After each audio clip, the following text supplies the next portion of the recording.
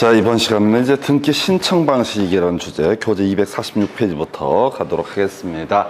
일단은 등기라고 하는 거 권리의 공시수단이 됐던 것이고요. 우리 민법 186조에서는 법률 행위에 따른 부동산 물권 변동이라는 것은 등기해야지 효력이 발생한다. 이렇게 전제가 됐었습니다. 자, 한편 앞 시간에 이제 논의했던 것 중에 하나가 등기 당사자 적격 등에 관한 것이 하나의 이슈가 됐었고요. 자연인, 법인 등은 등기 당사자 적격이 있다. 이건 포인트 안 됐었고요. 바로 총유와 합유 이 두 가지가 이슈가 됐습니다. 그래서 소위 총유라고 해서 법인 아닌 사단이라는 것도 등기 당사자 적격이 있다. 그래서 등기부에 등기 권리자, 의무자 등등등으로 이름을 올릴 수가 있다. 이렇게 봤었고요.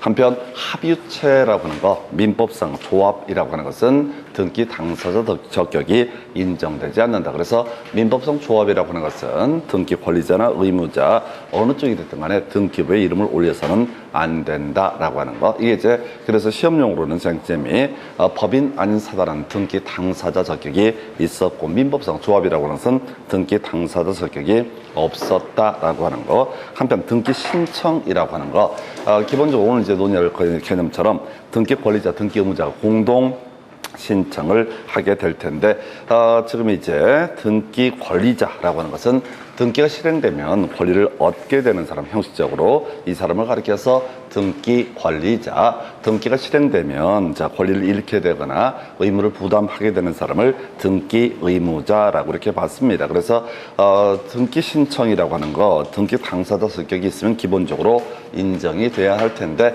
제한 능력자라고 하는 것은 하나의 이슈. 제한 능력자, 등기가 실행됐을 때 권리를 잃게 되는 경우, 이때는 등기 신청 능력이 인정되지 않는다라고 하는 것이 하나의 이슈가 됐습니다. 그래서 하여튼 뭐 이 정도가 기본적인 골격이 될 테고, 이제 등기 신청, 소위 공동 신청과 단독 신청에 관한 주제를 보아야 되는데, 일단 등기 신청은 기본적으로 공동 신청이다라는 게 흔들림이 있어서는 안 됩니다. 그래서 앞 시간에 공부할 때 가등기라고 하는 것도 기본적으로 공동 신청하는 게 일반적인 모습인데, 이 등기 신청과 관련해서 공동 신청, 가등기에 있어서 단독 신청할 수 있는 게 하나의 이슈가 있었죠. 그래서 법원에서 가등기 가처분 명령을 받게 되면 이 사람은 어떻게 할 수 있다? 가등기 권리자 단독으로 가등기 신청할 수 있다. 한편 가등기 말소 신청이라는 것도 공동 신청이 원칙이 돼야 되는데, 자, 가등기 의무자라고 하는 사람, 또 이제 등기상 이해관계인이라는 사람, 이런 사람은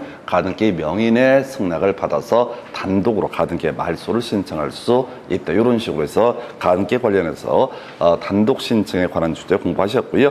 자, 이번 시간에 이제 논의할 주제가 역시 단독 신청에 관한 주제 묶어서 이제 보게 될 텐데, 크게 판결 등이라는 개념이 하나가 있을 것이고, 판결 등 외 원인으로도 단독 신청하는 경우가 존재합니다. 그래서 먼저 판결 등 관련해서 이행 판결이라고 하는 것이 있게 됩니다. 그래서 자, 우리가 판결이 주로 이제 세 가지가 이슈가 되게 되죠. 재권 판결은 뭐 그다지 쟁점이 안 되는 판결이고, 일반적으로 판결하면은요 대부분이 이행 판결입니다. 돈을 갚아라라고 하는 소송을 제기해서, 예를 들어서 법원의 판사가 지금 피고는 원고한테 돈 1,000만 원을 갚아라 이런 식의 판결을 내리게 되면 이걸 우리가 이행 판결이라고 부르게 됩니다. 그래서 우리가 주로 이제 보는 게 이해이잖아. 자, 갑소유 X 부동산에 대해서 을이라는 사람과 매매 계약이 체결이 됐다라고 전제를 해보고요. 자, 그리고 나서 갑이 을한테 등기를 넘겨주고 있지 않다. 그러면 이제 을이라는 매수인은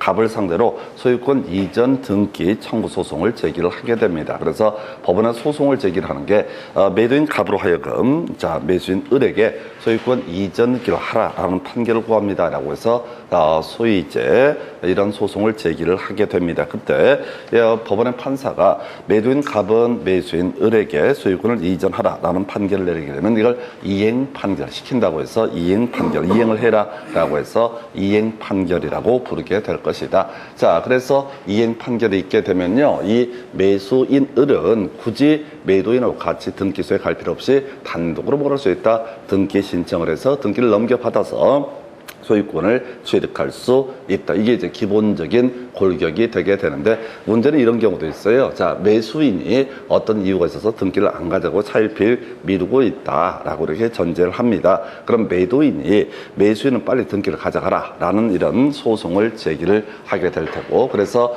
매도인이 승소를 하는 경우가 있습니다. 그래서 이때 등기가 갑에서 을로 소유권 이전 등기가 이루어지게 되면은, 이때 자, 등기 관리자라고 하는 것은 누가 될 테고, 을이라는 사람이 등기 관리자가 될 테고, 갑이라는 사람은 어떻다? 등기 의무자가 된다. 그래서 원래대로 치면은 등기 관리자 의무자가 공동으로 소유권 이전 등기 신청해야 되는데, 지금 이제 등기 관리자 또는 등기 의무자 어느 일방이 등기 절차에 협력을 하지 않는다라고 하게 되면, 소송을 통해서 승소한 등기 관리자 또는 등기 의무자라는 사람이 이 판결문을 첨부해 가지고요, 단독으로 등기를 신청할 수 있다라고 하는 거예요. 그래서 판결이한 등기, 이때 판결이라 하면 이행 판결을 의미하게 될 것인데, 승소한 등기 관리자 또 승소한 등기 의무자가 단독으로 신청을 하게 된다라고 할 것, 이게 이제 가장 기본이고요. 같이 묶어서 가야 되는 것이 10년이라는 소멸. 자, 그래서 패소한자는 등기 신청할 수 없다라고 하는 거. 그리고 세 번째 이슈가 되는 게 소멸시효라는 개념이 이슈가 되죠. 그래서 우리가 민법상 채권의 소멸시효 사안에 따라 좀 달라지긴 하지만은 원칙적으로 10년 이렇게 얘기를 합니다. 그래서 지금 만약에 매수인이 소유권 이전 등기 청구 소송을 제기해서 승소를 했습니다. 그럼 이 사람은 판결문을 가지고 와서 혼자서 등기 신청을 할 수가 있는 상태인데, 어떤 이유가 있어서 10년 동안 잊어버리고 소유권 이전 등기를 가져가지 않았다라고 전제가 됐을 때, 그 후에도 소유권 이전 등기 이 판결문을 가지고 단독으로 소유권 이전 등기 신청할 수 있을 것이냐, 할 수 있다 이렇게 되어 있습니다. 뭐 이유는 한 가지예요. 원래는 시효 완성으로 이게 끝나게 되는데, 무슨 문제가 있냐면 또 소송 제기하면 보나마나 똑같은 판결이 나오기 때문에 그때는 어떻다, 두 번 판결할 필요 없다라고 해서 우리 판례에서는 소멸시효 기간이 경과한 후에도 등기 신청을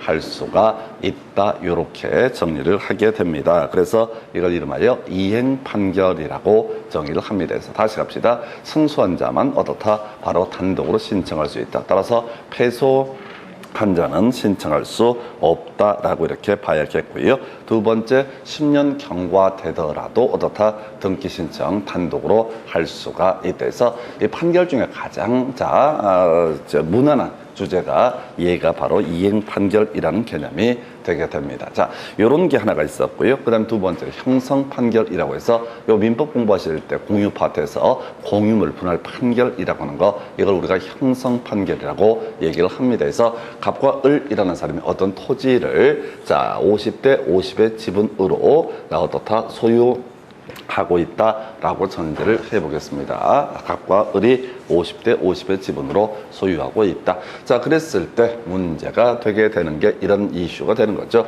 두 사람이 요거 우리 토지 분할하자라고 해서 의사의 합치가 이루어지게 되면 토지를 분할할 수 있습니다. 그래서 이 토지를 분할하면 A라는 토지와 B라는 토지로 분할을 했다. 다 땅을 쫓겠다라고 했을 때 A라는 토지 등기부, B라는 토지 등기부를 보게 되면 각각 갑과 을이 각각 50%의 지분을 가지고 있다는 것이 표시가 되어 있습니다. 자, 그런데 A 토지 갑이 50%, B 토지, A 토지가 갑이 50%, 을이 50%, B 토지도 갑이 50%, 을이 50% 이렇게 되어 있는 사안에서 실질적으로 A 토지를 갑이 단독으로 소유하거나 B 토지를 을이 단독으로 소유하는 사안, 이런 사안에 있어서는 지분 이전 등기까지 이루어져야죠. 다 각각 단독 소유권을 취득을 하게 되죠. 그래서 이 지분 이전 등기를 할 때는 역시 공동 신청의 문제로 가야 됩니다. 그래서 갑과 을이 각각 자신의 지분을, A 토지에 있는 을의 지분을 갑에게 넘겨주고 B 토지에 있는 갑의 지분을 을에게 넘겨주고, 이런 방식으로 하는 거, 이게 공유물 분할 청구에 따라서, 공유물의 분할에 따라서 일반적으로 권리관계 확정지는 과정은 이렇게 등기까지 이루어집니다. 이루어져야 됩니다. 그런데 이제 문제가 됐던 것이 공유물 분할 판결이라고 하는 것이 있었죠. 그래서 자, 두 사람 사이에 의사의 합치가 없어서 법원의 판사가 땅 쪽이야 이렇게 얘기를 해서 선까지 그어주게 됩니다. 자, 그러면 이때 자, A 토지 소유권 예를 들어서 갑이 갖게 될 것이고 B 토지 소유권 누가 을이 갖게 된다. 근데 등기부에는 각각 지분이 표시가 돼 있다. 그때 갑이라는 사람은 A 토지에 대해서 나머지 자, 을의 동의를 받을 필요 없이 판결문을 첨부해서 뭘 할 수 있다. 단독으로 지분 이전 등기를 신청할 수 있다. 물론 이 공유물의 분할, 자, 형성 판결에 따른 공유물 분할 판결에 따라서 지분 이전 등기를 하지 않더라도 각각 갑과 을이 그 권리를 가지고 있다. 이건 별개의 문제이고요. 어찌됐든 간에 형식적으로 이걸 정리를 하는 거 바로 지분 이전 등기라고 하는 과정을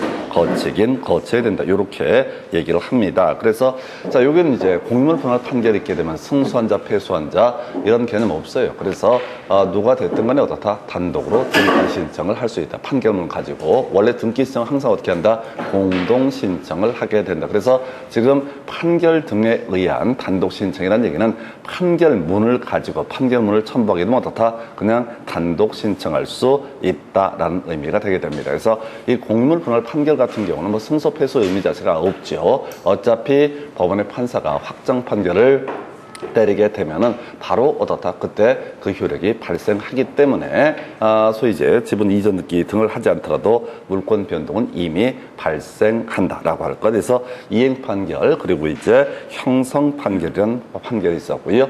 우리가 그나마 이제 간간히 논의하는 것 중에 판결 중에 하나가 뭐가 있냐면 자, 확인 판결이라는 개념이 있게 됩니다. 이제 확인 판결 얘기는 주로 우리가 공부했던 것 중에서는 주의 토지 통행권 확인 청구 소송 이런 거 있어서 주의 토지 통행권이 있다라는 확인 판결. 근데 주의 토지 통행권은 지난 시간에 간단히 논의한 것처럼 등기할 수 없는 권리이기 때문에 뭐 그 등기랑은 관련이 없었고요. 일단 시험용으로 전제에 삼아야 되는 게 이행 판결과 형성 판결. 그중에 좀 어려운 게 이행 판결이 되게 될 것이고요. 그럼 재권 판결 나중에 말소 등기할 때 다시 한번 지적을 할 주제가 되게 될 텐데 아까 우리 가등기 말소 얘기하면서 기본적으로 공동 신청이다 이런 말씀을 드린 바가 있습니다. 그런데 이제 이런 경우에요. 갑소유의 X 부동산에 대해서 을이라는 사람이 자, 예를 들어서 전세권 설정 등기를 통해서 전세권을 가지고 있다라고 한번 전제해 보겠습니다. 자, 그래서 전세권에 있어서 존속기간이 만료가 되게 되면은 일단은 전세권은 소멸하게 될 것이고요. 전세권 반환해야 되고요. 그 다음에 전세권 말소 등기 등 이루어져야 됩니다. 기본 구조가. 자, 그런데 이 을이라는 사람이 전세권이라고 하는 것을 자, 존속기간 만료가 되고 전세금도 반환을 받았는데 미처 자, 갑을 위해서 전세권 말소 등기에 협력을 안 한 사례가 있다. 그리고 연락 끊겨버렸습니다. 어떤 이유가 있어서 캐나다로 이민을 가버린 거야. 그럼 이제 갑의 입장에서는 이 전세권 말소 등기를 해야 되는데 할 방법이 없어. 그럼 이제 법원에 소송을 제기하는 거야. 그래서 그게 이름하여 재권 판결이라는 개념이 됩니다. 그래서 옛날에 내가 통장으로 입금을 했다. 전세금 반환했다. 이런 일정한 서류 등을 첨부해서 제 권리가 없다. 권리를 제거해달라라고 하는 이런 판결, 권리를 제거하라라는 판결, 재권 판결이 있게 되면 그 판결문 첨부해서 뭘 할 수 있다? 이 전세권 말소 등기를 단독으로 신청할 수 있다라고 하는 거에서 굳이 이제 판결로 여기서 시험용으로 가면 세 가지죠. 이행 판결이라고 하는 거 있으면 승소한 자가 단독으로 등기 신청할 수 있다. 형성 판결이라고 하는 거 역시 승소한 자, 패소자 불문하고 어떻다? 판결문 첨부해서 단독으로 등기 신청할 수 있다. 그 다음에 재권 판결이 있게 되면 자, 역시 이 판결문을 가지고 있는 사람이 단독으로 그 등기의 말소를 신청할 수 있다라고 해서 요렇게 자, 세 가지 이슈로 판결 등에서 보셨고요.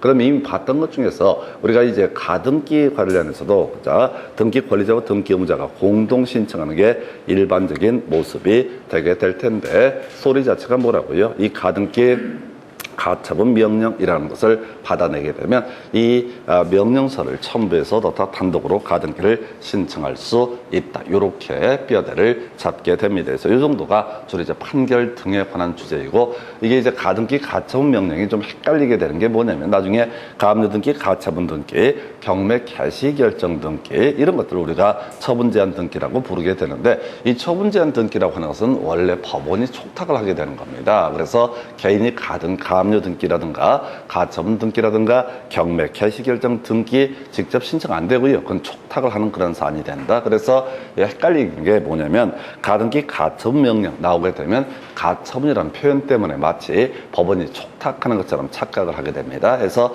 이 또 가등기 가처분 명령이 있으면 등기관이 직권으로 등기를 한다 이렇게 착각을 할 수 있어요. 그래서 가등기 가처분 명령이 있으면 그 명령서를 첨부해서 가등기 권리자가 단독으로 가등기를 신청할 수 있다. 이렇게 가게 됩니다. 그래서 이게 이제 판결 등에 관한 주제가 되게 될 것이고요. 자, 그 다음에 이제 판결 등 외 원인 중에서 단독 신청할 수 있는 경우를 검토를 해 보도록 합니다. 자, 그래서 첫 번째 소유권 보존 등기라든가 소유권 보존 등기의 말소 등기라고 하는 것은 당연히 등기 명의이 될 사람 또는 등기 명의인이 단독으로 소유권 보존 등기를 신청하고 또는 소유권 보존 등기 말소 등기를 단독으로 신청을 하게 된다. 이렇게 가게 되죠. 그래서 이 소유권 보존 등기를 혼자 하는 거 같죠. 뒤에서 따로 공부할 주제이긴 하지만은 누구랑 같이 가서 할 성질의 것이 아니다. 그래서 등기 신청이라는 개념 자체가 애초에 혼자 하는 개념이기 때문에 이것은 당연히 해석상 어떻다 단독 신청의 문제로 가게 될 것이다. 그래서 이제 소유권 보존 등기 신청은 단독 신청은 거의 안 나오고요. 소유권 보존 등기, 말소 등기라고 하는 거 약간 어려워 보이는데 하여튼 얘가 주로 시험 문제 구성이 되게 됩니다. 그래서 개념상 같이 갈 사람이 없기 때문에 이때는 단독 신청의 문제로 가야 될 것이고요. 두 번째 상속이라고 하는 것이 하나의 이슈가 되게 됩니다. 그래서 이 상속이라고 하는 거, 역시 법률 규정에 따른 부동산 물권 변동의 하나죠. 그래서 민법 187조에서 상속, 공용 징수, 판결, 경매 그 밖에 법률 규정에 따른 부동산 물권 변동은 등기 안 해도 이미 물권 변동 효력이 발생하게 된다. 그래서 상속 같은 경우에는 피상속인 돌아가신 분이 피 흘리고 돌아가신 분이 사망하게 되면 이미 상속인에게 뭐가 넘어갑니까? 물권이 넘어가게 됩니다. 그러나 이 상속인 이걸 팔아먹기 위해서는 자신의 명의로 등기를 해야 될 것이고요. 그래서 이 상속에 따른 등기 돌아가신 분이랑 같이 갈 수가 없거든. 그래서 일단은 개념상으로 다 단독 신청을 하게 된다라고 할까. 그 다음에 시험용으로 이슈가 되는 게 법인 합병이죠. 상속은 너무 쉽기 때문에 안 나와요. 그래서 사람이 죽게 되면 이게 상속의 문제가 발생하게 될 거고 법인이 죽게 되면은 어떻다? 새로운 법인은 넘어가는 것을 법인의 합병이라고 부르게 됩니다. 그래서 법인의 합병도 단독 신청의 대상이 되게 된다. 그래서 뭐 이런 식이지 A라는 법인과 B라는 법인이 있었다. 그래서 이 법인이 합병에 대해서 다시 B-라는 법인으로 이렇게 변화가 되게 된다. 그러면 지금 A라고 하는 법인이 소유하고 있던 부동산이라든가 B라는 법인이 소유하고 있던 이 부동산에 대해서 어떻게 지분이자 소유권 이전 등기 등을 해야 될 텐데 이게 결과적으로 A라는 법인도 이미 죽어버렸고 B라는 법인도 이미 죽어버렸겠으니까 B-라는 법인은 어떻다? 단독으로 등기 신청을 하게 된다. 뭐 어렵지 않을 테고요. 그 다음에 이제 별 쟁점은 안 되는데 상속 관련해서 대위 신청 얘기가 중간에 나옵니다. 뒤에 이제 대위 신청 간단하게 볼 텐데 대위 신청 자체는 큰 의미는 없고 딱 하나만 지겹게 나오죠. 그래서 갑이라는 사람과 을이라는 사람이 갑 소유 X 부동산에 대해서 을과 매매 계약 등을 체결한 상태다. 그래서 갑은 을에게 등기를 넘겨줄 의무를 지게 된다. 그런데 갑이 등기 넘겨주기 전에 사망이 발생되게 된다. 사망을 하게 된다. 그러면 이제 이 사람한테 상속인 병이 있다고 해서 이 골치가 아파지는 거야.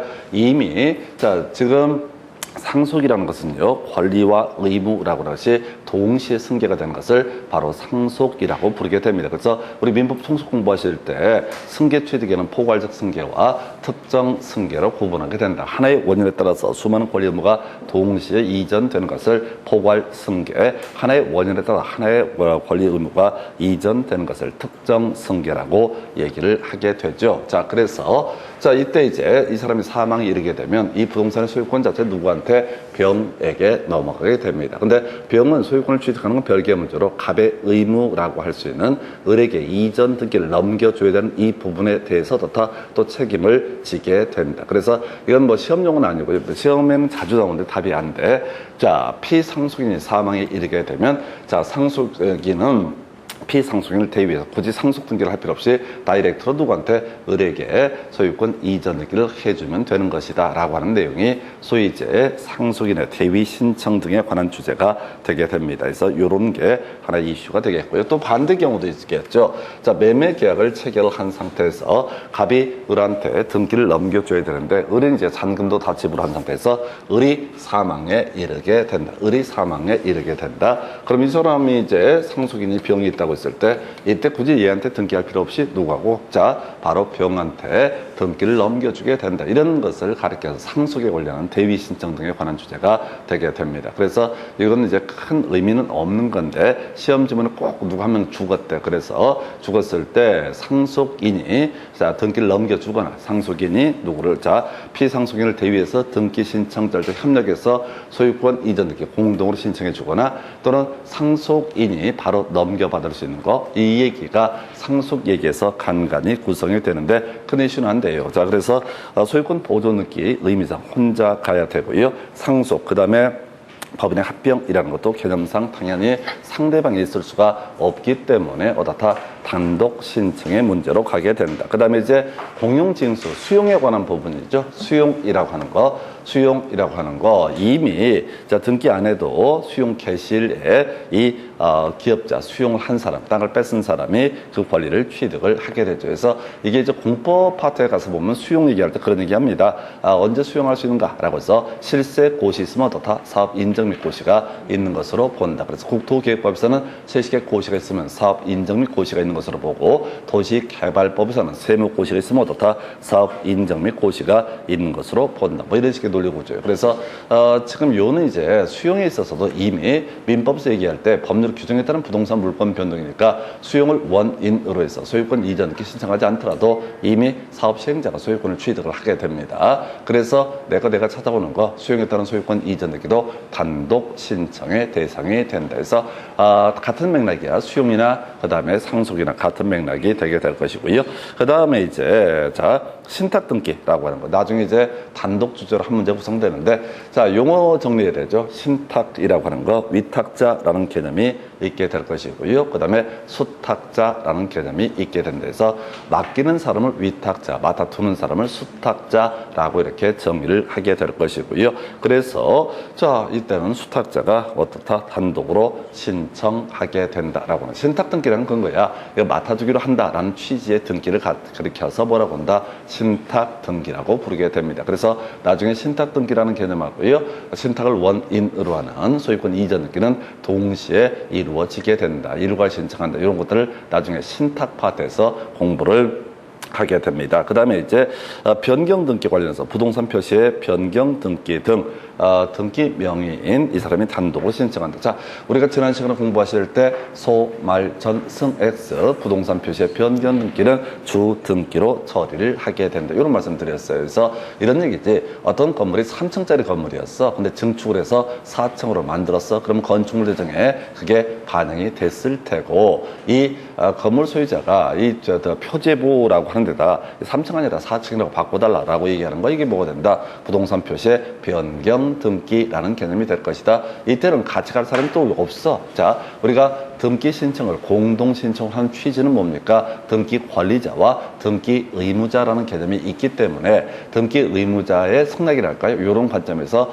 공동 신청을 해야 된다. 이런 취지가 되게 될 텐데 부동산 표시의 변경 등기에서는 등기 의무자라는 개념이 없어. 그러니까 같이 갈 사람이 없으니까 어떻다? 역시 당연히 단독으로 신청을 하게 된다. 또 비슷한 맥락으로 우리 등기부에는요. 주소, 주민등록번호 뭐 이런 것들이 표시가 되게 됩니다. 그런데 이제 성명도 표시가 되겠죠. 그래서 개명이 있거나 주민등록번호가 바뀌거나 주소가 바뀌거나 그러면 이제 거기에 등기 명인과 관련된 표시를 변경하는 등기 명인 표시의 변경 등기라는 개념이 있다. 이것도 같이 갈 사람이 없기 때문에 어떻다? 단독으로 신청을 하게 된다. 멸실 등기 이미 한번 보셨죠? 멸실 등기. 자, 건물이 있었습니다. 토지가 있었습니다. 그럼 토지가 포락지가 돼서 자 사라져 버렸다. 그러면 이제 우리 공간정보법에서는 바다로 된 토지 등록 말소라는 개념을 공부를 하셨고요. 90일이라는 숫자가 특이했던 거죠. 그래서 자, 지적소관청에서는 그 포락제 소유자에게 90일 내에 토지 이동 신청을 하도록 안내를 해야 되고, 안 하면 직권으로 어떻다 말소를 하게 된다. 하여튼 뭐 이렇게 되고, 또 건물이 화재 등으로 다 소실돼 버리거나 지진으로 붕괴가 돼 버렸다. 그러면 요 멸실 등기해야 되는 거죠. 그래서 멸실 등기 1월 이내 하는 게 이제 등기 명령이 1월 이내 하는 게 원칙이었는데, 그나마 이슈가 됐던 게 건물에 관한 멸실 등기, 건물 등기 명령이 안 하더라도 누가 있었지? 바로 토지 등기 명인이 대위에서 다 신청할 수 있다. 그래서 이것도 개념상 뭐라고요? 이건 함께 할 수 있는 성질의 것이 아니다라고 이렇게 전제를 하게 됩니다. 그래서 이게 판결 등 외 원인에 따른 등기 신청 이렇게 해석을 하게 되죠. 그래서 판결 등이 있었고요. 판결 등 외 원인. 그래서 요거 뭐 간단해요. 자주 보시는 수밖에 없는 것이고요. 의미 자체는 크게 없는 파트가 되겠습니다. 그래서 어려운 게 이행 판결 10년이라고 하는 거, 지나도 다 승소한자만 지금 판결문 첨부해서 단독으로 신청할 수 있었고요. 그 다음에 10년 지나도 어떻게 할 수 있다? 신청할 수 있다라고 하는, 형성 판결은 승소한자, 패소한자 불문하고 등기 신청 단독으로 할 수 있다. 별 의미 없어요. 잘 안 나오고요. 재권 판결 요즘에 이제 말소 등기할 때 간간히 구성이 되고 있고요. 그 다음에 자꾸 나중에 착각할 수 있는 게 가등기 가처분 명령이라고 하는 거, 요거 자꾸 착각하실 수 있습니다. 그래서 그 정도까지 판결 등 외의 원인, 같이 갈 사람이 없을 때 어떻다? 단독 신청 자주 받으셔야 돼. 이게 이제 나머지 따로 얘기를 하지 않으면 무조건 어떻다? 공동 신청. 이게 이제 흔들리면 안 돼요. 그래서 이게 공부를 하는 방법이 뭐냐면 단독 신청만 한 10번 읽으시면 돼. 그리고 모르면 무조건 어떻다? 공동 신청. 예를 들어서 저당권의 변경 등기라는 개념이 있다 하십시다. 돈 1억 빌려줬는데 한 1억 5천을 추가로 빌려줬다. 그러면 1억에서 1억 5천 올려야 되잖아요. 그럼 당연히 어떻다? 또 등기 권리자 의무자가 생기니까 공동 신청. 지상권의 존속기간 연장을 하고자 한다.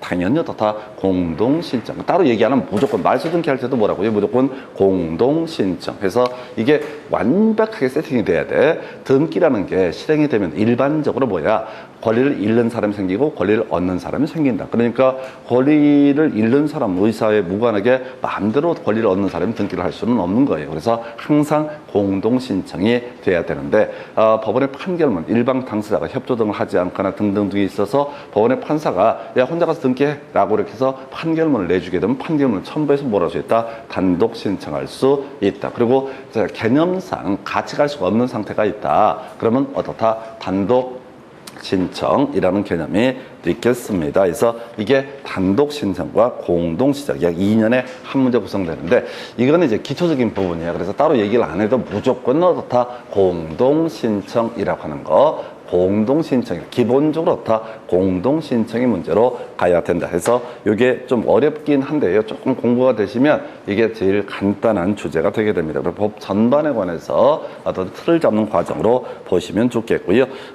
얘기 나온 김에 신탁 얘기만 간단하게 한번 하도록 하겠습니다. 관련한 쟁점 중에서 우리 부동산 학개론 쪽에서 신탁이라는 개념이 하나 이슈가 되게 되죠. 여러분 교재 19페이지 가서 한번 체크를 해보겠습니다.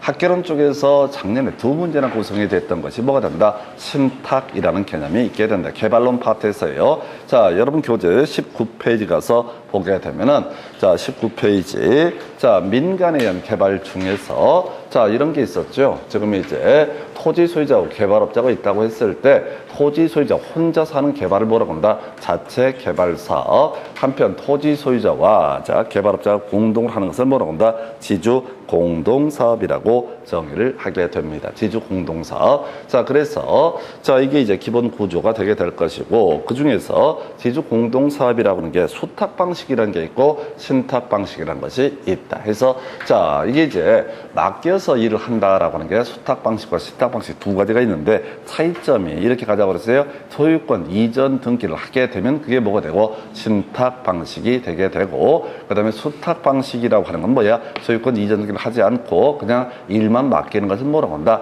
수탁 방식이라고 정의를 하게 된다. 이렇게 논의를 봤었어요. 그래서 신탁 방식에서 제일 키워드는 뭐야? 소유권을 이전 학원 이런 표현 밑으로 그어져 있잖아요. 그리고 작년에 나왔던 것이 자 신탁 방식의 종류 세 분을 갖고 출제가 됐었죠. 관리신탁, 처분신탁, 분양신탁, 담보신탁이라고 나와 있죠. 그건 간단한 거야. 소유권 이전 등기를 해주긴 해주는데 바로 수탁자라는 사람이 관리해가지고 일정한 이익 등을 위탁자에게 넘겨주는 것을 뭐라고 한다? 관리신탁. 처분신탁은 뭐야? 팔아가지고 이익 등을 넘겨주게 되는 것을 처분신탁. 그 다음 분양신탁은 말 그대로 뭐야? 분양해서 이익 등을 넘겨주게 되는 걸 뭐라고 한다? 분양신탁. 담보신탁은 자 담보증을 담보증서 거기서 수익증서라는 용어를 쓰게 되는데 수익증서를 통해서 얻었다 이익을 돌려주는 방식을 가리켜서 뭐라고 한다? 담보신탁. 담보신탁 상당히 길게 돼 있는데 아무것도 아니고요. 지금 토지 소유권을 위탁자가 수탁자에게 소유권 이전 등기를 통해서 넘겨주게 됩니다. 그럼 이제 수탁자가 일정한 수익 증서라는 것을 발행을 해서 누구한테? 위탁자한테 주는 거야. 그럼 위탁자가 뭘 한다고? 그걸 가지고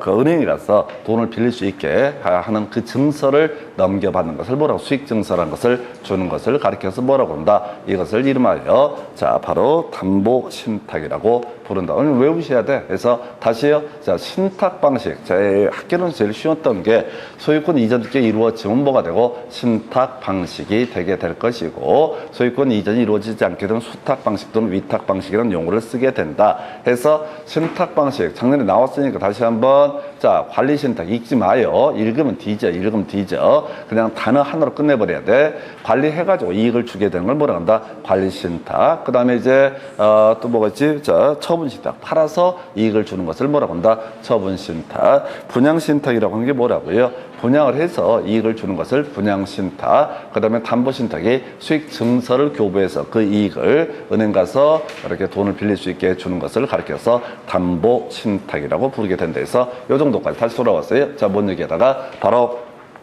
지금 이제 등기 신청함에 있어서 단독 신청하여서 판결 등 외 원인, 상소, 법인의 합병, 소유권 보존 등기, 그 다음에 수용에 따른 소유권 이전 등기, 그리고 나서 신탁 등기 있었고요. 그 외에 잡단 얘기로서 변경 등기하고요. 일정한 변경 등, 부동산 표시의 변경 등기나 등기 명인 표시의 변경 등기, 멸실 등기 등 이런 것들은 다 단독으로 신청을 하게 된다라고 할 거예요. 그래서 자 나중에 공부하다 보면 제일 이슈가 되는 게 수용 얘기에서 수용에서 수용에 따른 소유권 이전 등기 말소 등기는요 나중에 공동시장 좀 특이한 게 있는데 지금은 볼 거 아니고요 수용 파트에서 설명드릴 주제가 되게 됩니다. 나중에 수용 파트 가면 하나 둘 셋 세 개 정도 외워가지고 1년에 한 문제 구성됩니다. 수용은 겁나게 무조건 중요한 출제 포인트 왠지를 몰라요. 그냥 계속 내고 있어요. 자, 그 다음에 이제 이 정도가 등기 신청 방식에서 단독 신청하고요 공동 신청이라는 주제 설명드렸습니다. 잠시 끊었다가요 신청 정보, 첨부 정보라는 주제 체크해 드리겠습니다.